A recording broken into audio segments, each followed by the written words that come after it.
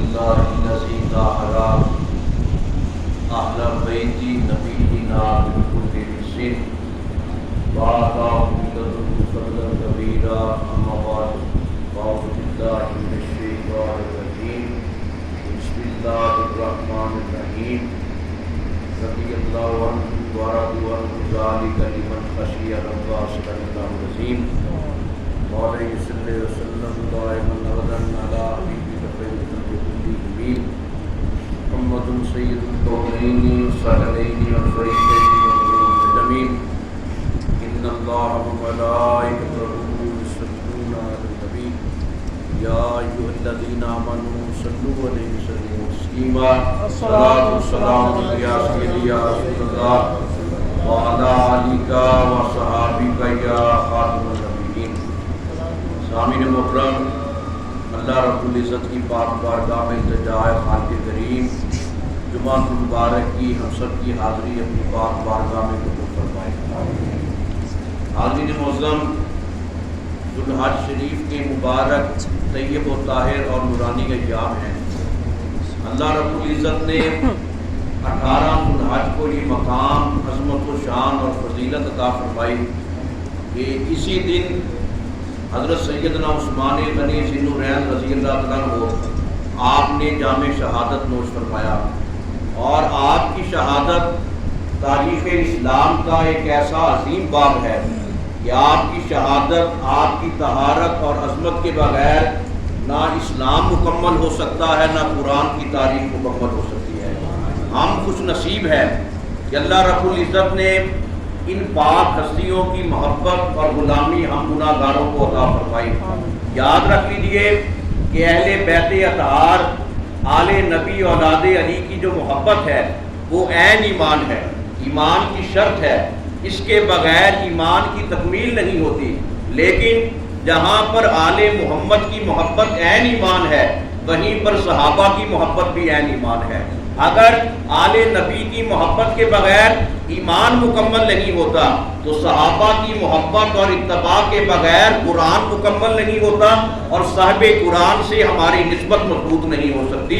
جتنی دیر تک ہم قرآن پڑھتے جائیں گے جتنی دیر تک ہم قرآن سننے والے، قرآن کو اپنے سینوں میں محفوظ کرنے والے، وحی خدا کو اترتے وقت میرے آقا مصطفیٰ کریم صلی اللہ علیہ وسلم کی بارگاہ میں صحبت پانے والے، آپ کے قدموں میں بیٹھنے والے، جان نثاران مصطفیٰ کی دل و جان سے تعظیم نہیں کریں گے، قرآن بھی ہمیں فائدہ نہیں دے گا.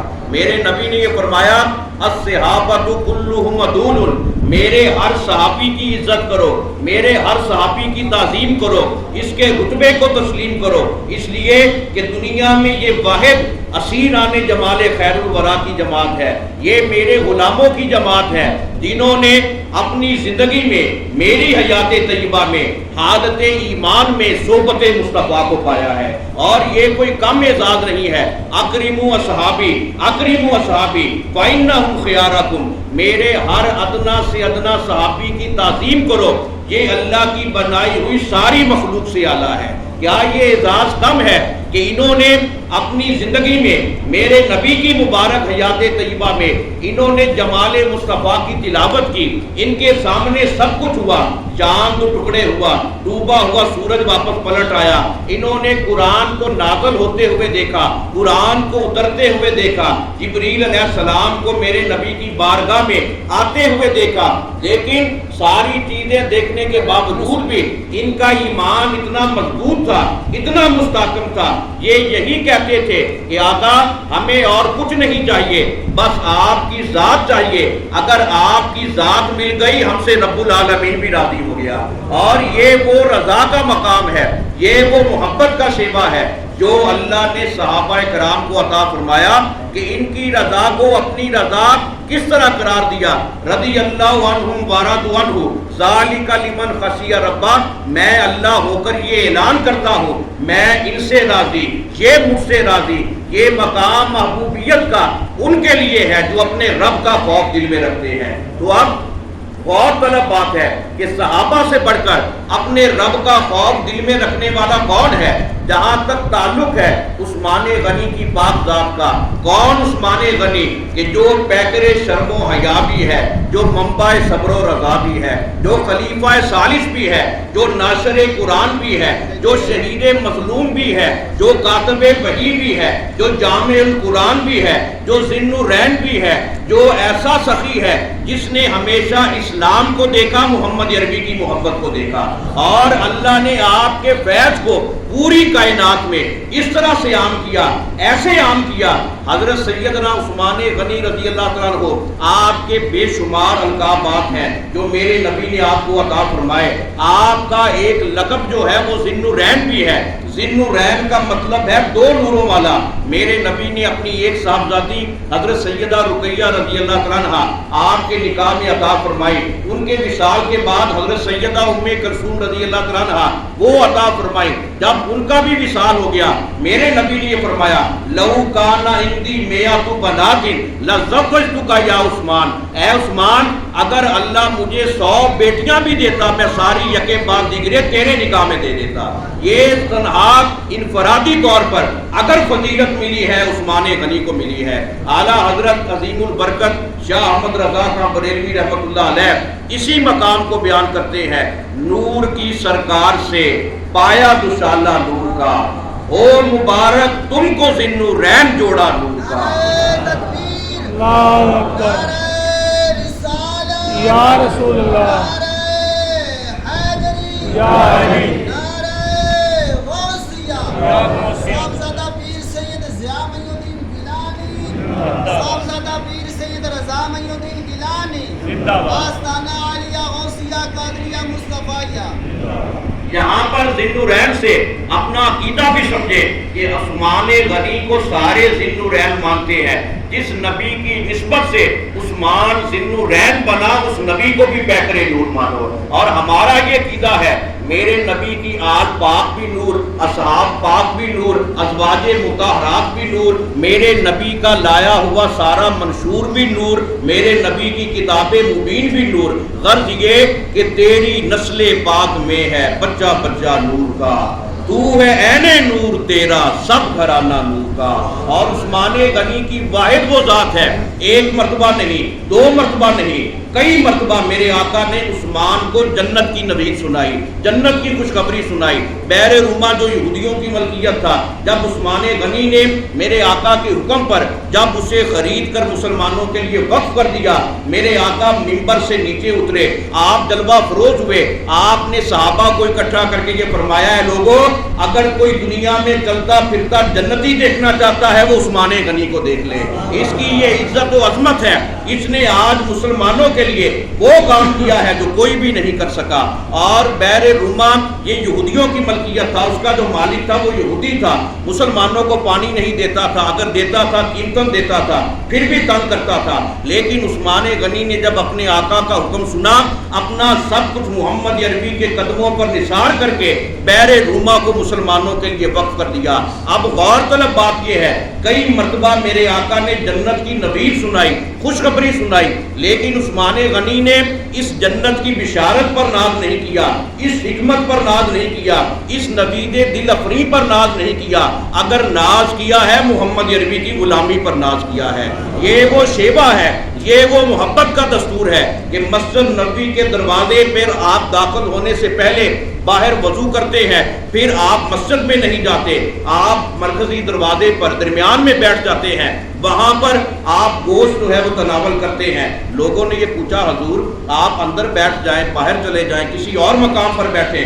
آپ نے یہ فرمایا، تمہیں کیا پتا عثمان غنی آج کون سا فرض محبت ادا کر رہا ہے۔ لوگوں نے یہ پوچھا، حضور یہ کیا بات ہوئی؟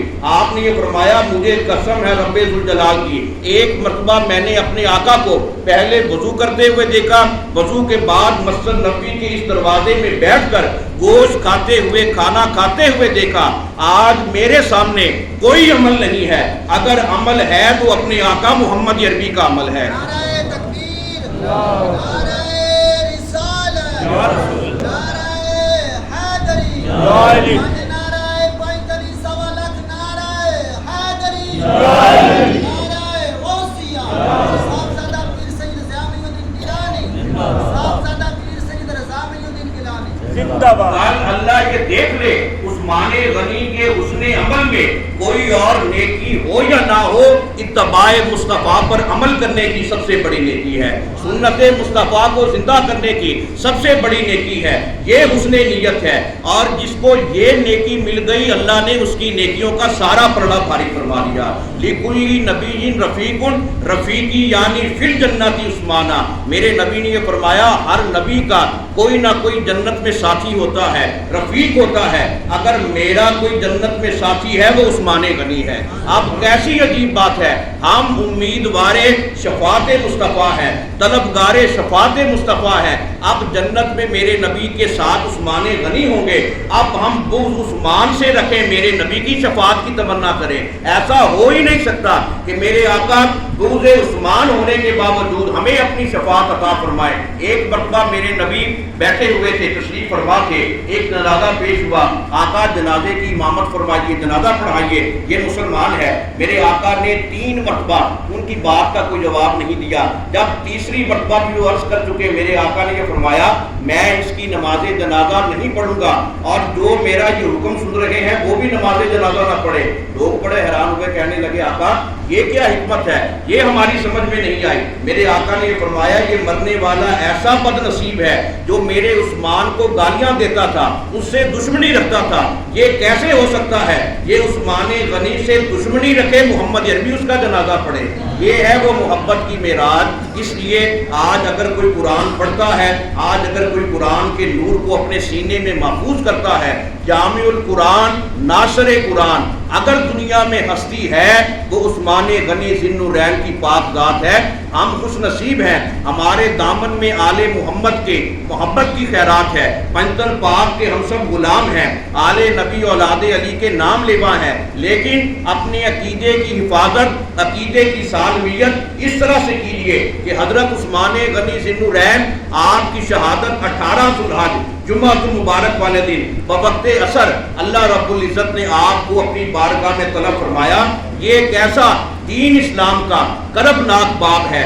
آپ دیکھیے ہم یہ بیان کرتے ہیں، میدان کربلا کو پیش کرتے ہیں کہ وہاں پر پانی بند رہا، لیکن اپنے عقیدے کی حفاظت کیجیے عثمان غنی پر بھی پانی بند رہا، اور بحر روما کا پانی آپ پر بند رہا جو خود آپ نے خرید کر اسلام کے لیے وقف کیا تھا، اور عثمان غنی کو خطبہ جمعہ پڑھنے سے روک دیا گیا، وہ عصا مبارک آپ کے ہاتھوں سے چھین کر توڑ دیا گیا جو میرے آقا نے عطا فرمایا کہ عثمان یہ میرا مبارک عصا ہے، آج میں تمہیں عطا کرتا ہوں۔